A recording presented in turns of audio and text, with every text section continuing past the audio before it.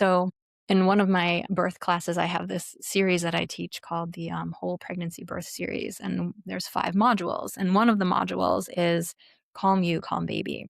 And that class's focus is about through this idea of movement and hands on touch. So we kind of do a little bit of that for the person who's pregnant and kind of using touch as like a kind of down regulating, calming strategy Mhm. and kind of teaching whoever their support person might be for the birth experience, but also even during pregnancy, some tips and some helpful ways to bring in some hands-on, and then also go over and do some teaching about infant touch or massage techniques, but basically ways to be with one another.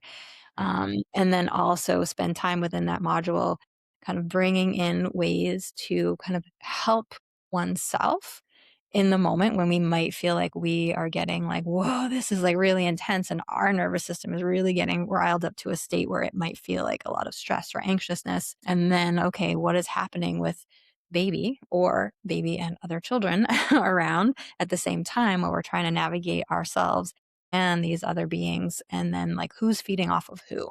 And so some strategies to help navigate all of that. And so that's kind of the focus of that class. And then also when I work with people individually, bringing that in as well. But I bring some of these tips and strategies into the postpartum movement class where people Mhm. come with their baby.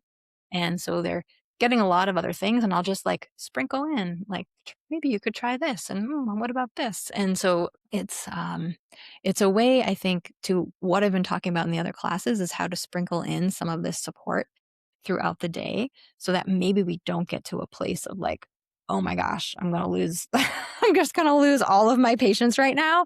Cause we've all been there if we are taking Mhm. care of young people. It's a lot, right? And there's usually a point where like a flip of a switch and we're like, I'm done. I don't have the bandwidth for patients anymore. And so it's like, Mhm. okay, how do we maybe not get to that place as often Mm. or as quickly? But then also, if we're trying to calm and soothe other people or babies, whatever, kind of the how we meet the energy that we're kind of finding around us, like that impacts things too. So it's sort of like everything can escalate, or maybe something that's escalating be kind of like brought down a notch a little bit, depending upon like where am I at in this moment.